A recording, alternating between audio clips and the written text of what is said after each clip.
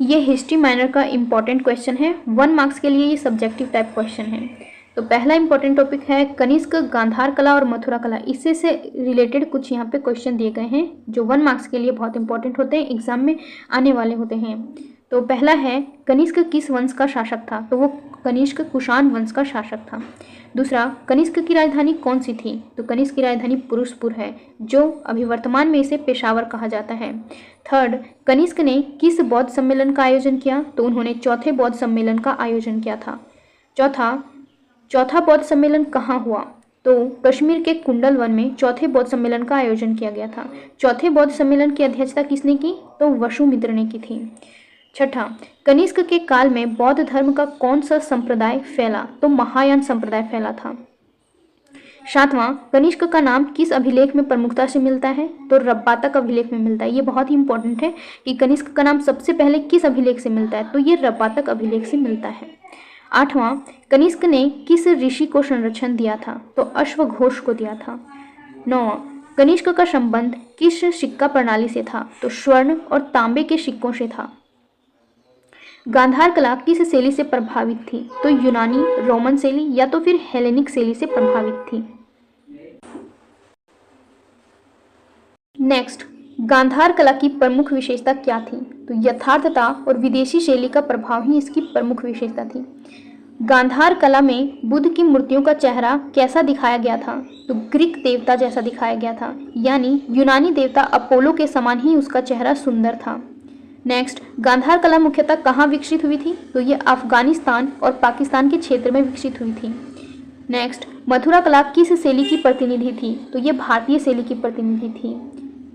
Next, Mathura कला की मूर्तियाँ किस पत्थर से बनाई जाती थी? तो ये लाल बलुआ पत्थर से बनाई जाती थी। और वहीं पर पूछा जाए कि गांधार कला की मूर्तियाँ किस पत्थर से बनाई जाती थी? तो नीले धूसर रंग के बलुआ पत्थर से बनाई जाती थी। नेक्स्ट, मथुरा कला की प्रमुख विशेषता क्या है? तो आध्यात्मिकता और भारतीय भाव भंगिमा ही इसकी प्रमुख विशेषता है। नेक्स्ट, मथुरा कला में किस धर्म की मूर्तियाँ मिलती हैं? तो वहाँ पे बौद्ध, जैन और हिंदू धर्म, तीनों धर्मों की मूर्तियाँ मिलती थी। नेक्स्ट, मथुरा कला का प्रमुख केंद्र कौन सा है? तो मथुरा नगर, उत्तर प्रदेश का जो मथुरा नगर है वो मथुरा कला का प्रमुख केंद्र है। नेक्स्ट, मथुरा और गांधार कला का प्रमुख अंतर क्या है? तो दोनों का प्रमुख अंतर है, एक मथुरा कला जो है वो भारतीय शैली की है, जबकि जो गांधार है वो विदेशी शैली है, इसमें हेलेनिक शैली का प्रभाव है। नेक्स्ट, मथुरा शैली में बुद्ध को कैसे दर्शाया गया है? तो उसे भारतीय रूप में दर्शाया गया है, पद्मासन में हमेशा बिठाकर रखा जाता है और ध्यान मुद्रा में दिखाया जाता है। नेक्स्ट टॉपिक है गुप्त युग। तो इसका फर्स्ट क्वेश्चन है, गुप्त वंश की स्थापना किसने की थी? तो श्रीगुप्त ने गुप्त वंश की स्थापना की थी। सेकेंड, चंद्रगुप्त प्रथम को किस उपाधि से नवाजा गया था? तो उसे महाराजा धीराज की उपाधि से नवाजा गया था। नेक्स्ट, चंद्रगुप्त प्रथम ने किससे विवाह किया था? तो उन्होंने लिच्छवी राजकुमारी कुमार देवी से विवाह किया था। नेक्स्ट, समुद्रगुप्त को किस उपाधि से जाना जाता है? तो उन्हें भारत का नेपोलियन कहा जाता है। नेक्स्ट, इलाहाबाद प्रशस्ति किसने लिखी थी? तो ये समुद्रगुप्त के जो दरबारी कवि थे हरिसेन, उन्होंने इलाहाबाद प्रशस्ति लिखी थी। नेक्स्ट, समुद्रगुप्त का सबसे प्रमुख शिलालेख कौन सा है? तो ये प्रयाग प्रशस्ति या तो फिर इलाहाबाद स्तंभ लेख, यही इसकी सबसे प्रमुख शिलालेख है। नेक्स्ट, समुद्रगुप्त के काल में कौन से 2 युद्ध प्रमुख थे? तो एक आर्यावर्त का विजय और एक दक्षिणापथ का विजय, यानी दक्षिणात्य अभियान, ये प्रमुख थे। नेक्स्ट, समुद्रगुप्त के समय गुप्त साम्राज्य की राजधानी कौन सी थी? तो वो पाटलिपुत्र थी। नेक्स्ट, चंद्रगुप्त द्वितीय को कौन सी उपाधि प्राप्त थी? तो उन्हें विक्रमादित्य की उपाधि प्राप्त थी। विक्रमादित्य का अर्थ होता है पराक्रम और न्याय का सूर्य। नेक्स्ट है, चंद्रगुप्त द्वितीय ने किस आक्रमणकारी को हराया था? तो उन्होंने शक क्षत्रपों को हराया था। नेक्स्ट, चंद्रगुप्त विक्रमादित्य के दरबार में कितने रत्न थे? तो 9 रत्न थे। नेक्स्ट, कालिदास किस गुप्त शासक के दरबार में थे? तो चंद्रगुप्त द्वितीय के दरबार में थे, जिन्हें विक्रमादित्य के भी नाम से जाना जाता है। नेक्स्ट, फाहियान ने भारत की यात्रा किसके शासनकाल में की थी? तो उन्होंने चंद्रगुप्त द्वितीय के शासनकाल में भारत की यात्रा की थी। नेक्स्ट, स्कंदगुप्त ने हुनों को किस युद्ध में हराया था? किस युद्ध में या कहाँ पर हराया था? तो पश्चिमी सीमा पर हराया था। नेक्स्ट क्वेश्चन आ जाता है, गुप्त काल में कौन सी लिपि प्रचलित थी? तो वहां पे ब्राह्मणी लिपि प्रचलित थी। गुप्त काल को स्वर्ण युग क्यों कहा जाता है? तो इस काल में कला, साहित्य, विज्ञान और धर्म का उत्कर्ष हुआ था, काफी उत्कर्ष हुआ था, जिसके कारण इन्हें स्वर्ण युग के नाम से जाना जाता था, गुप्त काल को। नेक्स्ट आता है, आर्यभट्ट किस काल के महान गणितज्ञ थे? तो ये गुप्त काल के ही महान गणितज्ञ थे। नेक्स्ट, गुप्तकालीन सिक्के किस धातु के होते थे? तो ये मुख्यतः सोने के होते थे, नहीं तो गुप्त काल में चांदी के सिक्के भी बहुतायत में चलाए गए थे। नेक्स्ट, गुप्त शासन की सबसे महत्वपूर्ण विशेषता क्या थी? तो केंद्रीय प्रशासन और प्रांतीय स्वायत्तता इसकी प्रमुख विशेषता थी। नेक्स्ट, गुप्त काल में शिक्षा का प्रमुख केंद्र कौन सा था? तो नालंदा विश्वविद्यालय गुप्त काल में शिक्षा का प्रमुख केंद्र था। नेक्स्ट इंपॉर्टेंट टॉपिक है हर्षवर्धन। तो इसमें फर्स्ट क्वेश्चन है कि हर्षवर्धन किस वंश से संबंधित थे? तो वो पुष्यभूति वंश से संबंधित थे। पुष्यभूति वंश को वर्धन वंश के नाम से भी जाना जाता है। नेक्स्ट, हर्षवर्धन की राजधानी कौन सी थी? तो कन्नौज इसकी दूसरी राजधानी थी, लेकिन इसकी जो पहली राजधानी थी वो थानेसर इसकी पहली राजधानी थी, थानेसर। नेक्स्ट, हर्षवर्धन के पिता का नाम क्या था? तो प्रभाकर वर्धन हर्षवर्धन के पिता का नाम था। नेक्स्ट, हर्षवर्धन के भाई का नाम क्या था? राज्यवर्धन। हर्षवर्धन ने सिंहासन किसके बाद प्राप्त किया? तो उन्होंने अपने भाई राज्यवर्धन की मृत्यु के बाद 16 वर्ष की उम्र में, मात्र 16 वर्ष की उम्र में सिंहासन प्राप्त किया था। नेक्स्ट, हर्षवर्धन का साम्राज्य पूर्व में कहाँ तक फैला था? तो बंगाल तक फैला था। नेक्स्ट, हर्षवर्धन का दक्षिण भारत में सबसे प्रमुख प्रतिद्वंदी कौन था? तो चालुक्य राजा पुलकेशिन द्वितीय जो थे उनके प्रमुख प्रतिद्वंदी रहे, जो दक्षिण में उनकी सीमा को नर्मदा तक सीमित करके रखा। नेक्स्ट, हर्षवर्धन को पुलकेशिन द्वितीय से किस युद्ध में पराजय मिली? तो नर्मदा के युद्ध में इन्हें पराजय मिली। नेक्स्ट, हर्षवर्धन ने कितने वर्षों तक शासन किया? तो उन्होंने 41 वर्षों तक शासन किया। हर्षवर्धन के शासन का प्रमुख धर्म कौन सा था?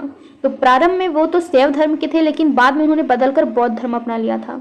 नेक्स्ट, हर्षवर्धन ने किस प्रकार का कर माफ किया था? तो उन्होंने भूमि कर को माफ कर दिया था। नेक्स्ट, हर्षवर्धन के दरबार का प्रमुख कवि कौन था? तो बाणभट्ट जो थे उनके दरबार के प्रमुख कवि माने जाते हैं।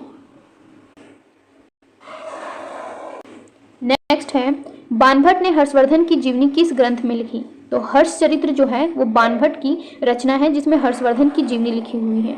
नेक्स्ट, हर्षवर्धन के काल में चीनी यात्री कौन भारत आया था? तो कौन सा ऐसा चीनी यात्री था जो भारत आया था हर्षवर्धन के काल में? तो वो वैनसांग था। नेक्स्ट, वैनसांग ने अपनी भारत यात्रा का विवरण किस ग्रंथ में दिया है? तो सी यू की नामक ग्रंथ है जो वैनसांग की है। नेक्स्ट, हर्षवर्धन ने किस नगर में बौद्ध सभा आयोजित की थी? तो प्रयाग में आयोजित की थी, इलाहाबाद प्रयाग में आयोजित की थी। नेक्स्ट, जो ये प्रयाग में जो ये बौद्ध सभा आयोजित करते थे वो हर 5 साल में एक बार आयोजित करते थे, हर एक 5 साल बाद एक बार ये आयोजित होता था बौद्ध महासभा। नेक्स्ट होता है, हर्षवर्धन ने कितनी बार प्रयाग महाधिवेशन आयोजित किया? तो हर 5वें वर्ष में एक बार आयोजित करते थे वो। नेक्स्ट, हर्षवर्धन ने कौन कौन से नाटक लिखे? तो नागानंद, रत्नावली, प्रियदर्शिका, ये 3 नाटक हैं जो हर्षवर्धन ने लिखे हैं। नेक्स्ट, हर्षवर्धन की प्रशासनिक भाषा क्या थी? तो संस्कृत जो थी वो हर्षवर्धन की प्रशासनिक भाषा थी। नेक्स्ट, हर्षवर्धन के शासनकाल के प्रमुख स्रोत कौन से हैं? तो हर्षचरित्र जो बाणभट्ट ने लिखा है, हर्षचरित्र, वो इसका एक पहला स्रोत बन जाता है। दूसरा, जो इसका चीनी यात्री आया था वैनसांग, तो वैनसांग का जो यात्रा विवरण है सी.यू. की, वो दूसरा स्रोत हो जाता है। और फिर हर्षवर्धन के शासनकाल में बहुत सारे अभिलेख बनवाए गए, ताम्रपत्र लिखवाए गए, तो उसमें भी हर्षवर्धन के शासनकाल की जानकारी मिलती है।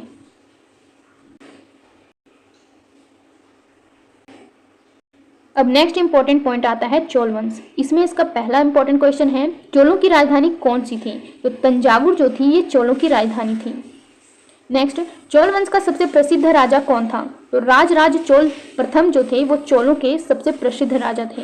नेक्स्ट, राजराज चोल प्रथम के बाद सिंहासन पर कौन बैठा? तो इनका बेटा राजेंद्र चोल प्रथम सिंहासन पर बैठे। नेक्स्ट, चोल वंश ने किस समुद्र को चोल झील कहा था? तो उन्होंने बंगाल की खाड़ी को चोल झील कहा था।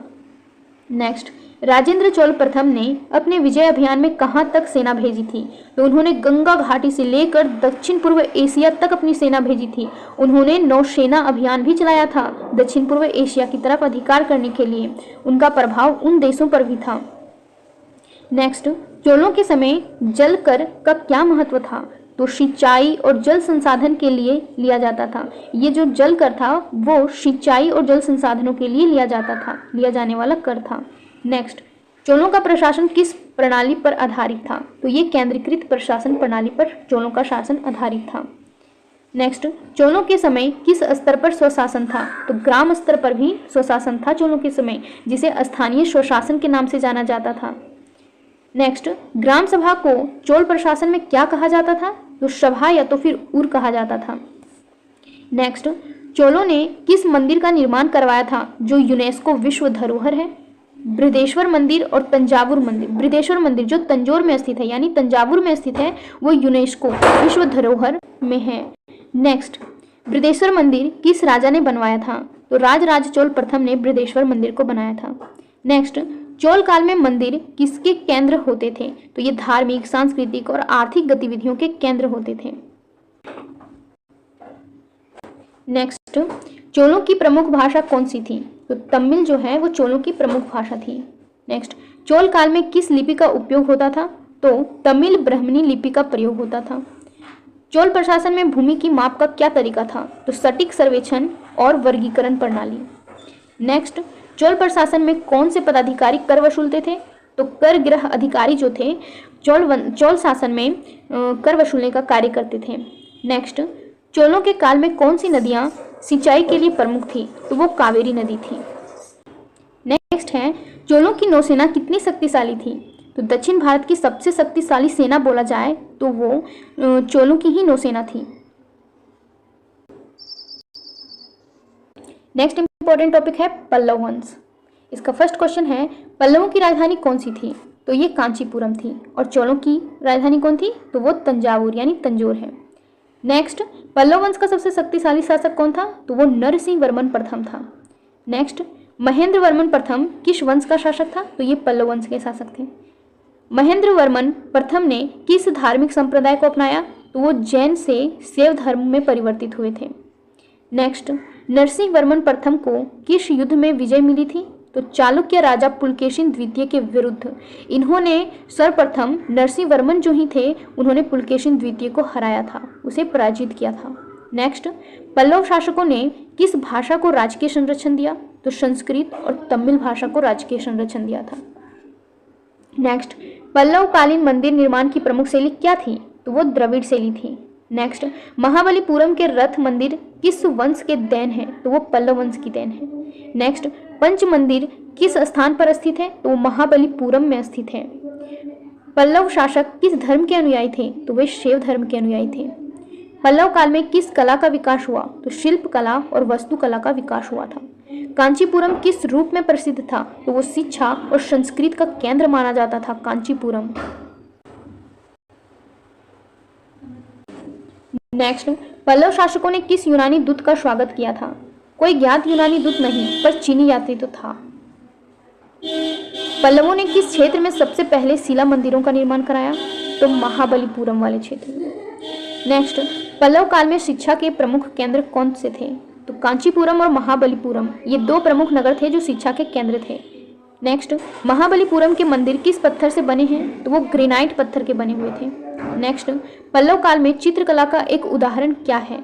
तो सीता की खोज चित्र महेंद्र वर्मन कालीन गुफा में बनाया गया है ये चित्र। नेक्स्ट, पल्लव शासकों की प्रशासनिक प्रणाली कैसी थी?